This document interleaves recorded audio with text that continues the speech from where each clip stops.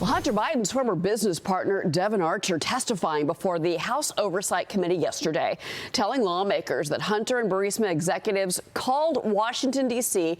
in 2015, asking the Obama administration to help fire the Ukrainian prosecutor investigating the firm.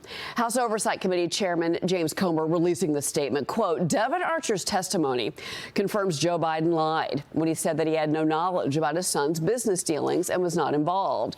Joe Biden was the brand that his son sold around the world. When Joe Biden was vice president, he joined Hunter Biden's dinners with his foreign business associates in person or by speakerphone over 20 times. Joining me now is New Jersey Congressman Jeff Van Drew. He is a member of the House Judiciary and Transportation Committees. Congressman, good morning. Your initial thoughts on what we learned yesterday from Devon Archer. We don't have the transcript, but we certainly have commentary coming out of that committee hearing yesterday, sir. Absolutely. Good morning, Cheryl. Let me tell you, Joe Biden was the merchandise and Hunter Biden was the salesman.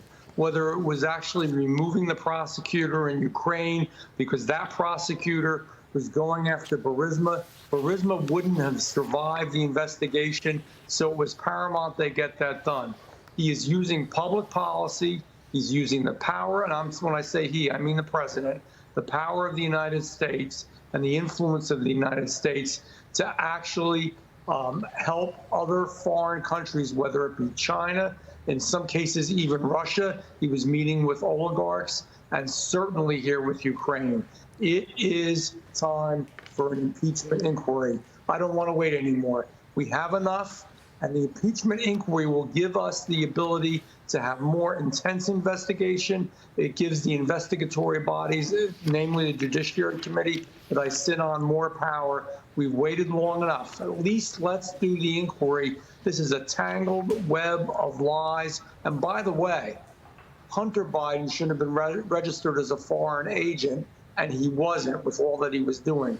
Broke the law there. And also, by the way, you know, it's funny that Devon Archer actually was going to jail, and Hunter Biden was involved with the same actual issue, doing the same stuff to Native Americans. So there is a lot there, and we can see that it isn't fair, and it's hurting the country.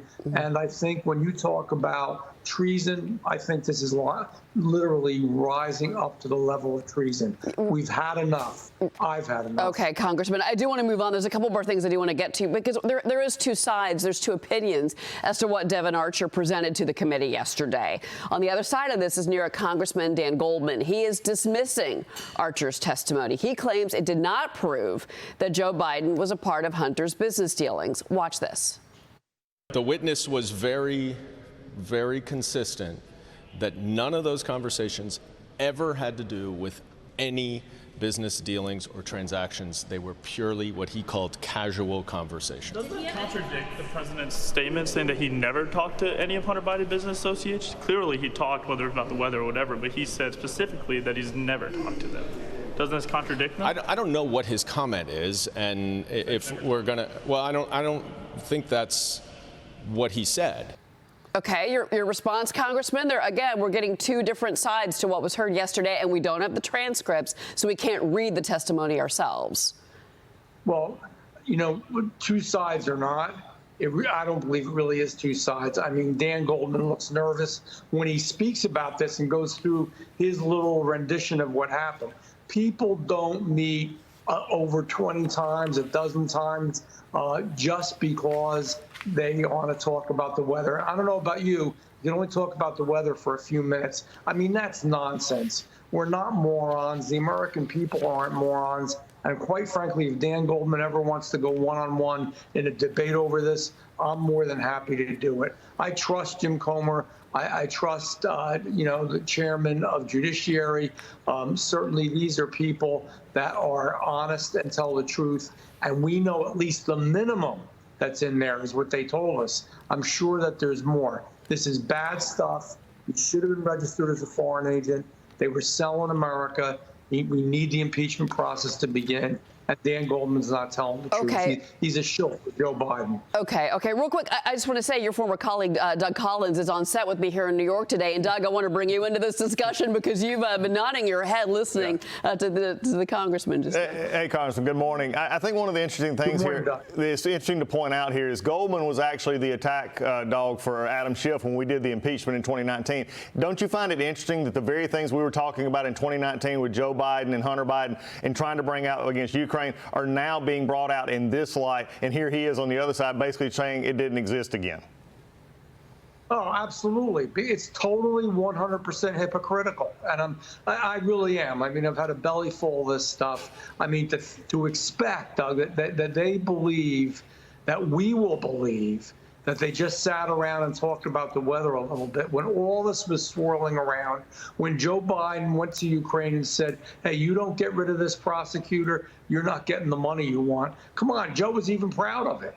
I mean, we know it's there. We know that they're tangled up in a weave of and a web of lies that gets thicker and thicker, and they're going to get all caught up in it. But I think we need the enhanced power now of moving forward with an impeachment inquiry. It is time. It's enough. We have to be a little tough about this. We can't be weak-kneed as Republicans. Congressman Jeff Van Drew, it's always good to have you on the program. Thank you for weighing in on this developing story this morning. Thanks, and it's great to see my former colleague. He looks better than ever. No way. I think he agrees with you on that. No. You're the best, Why wouldn't he? See ya.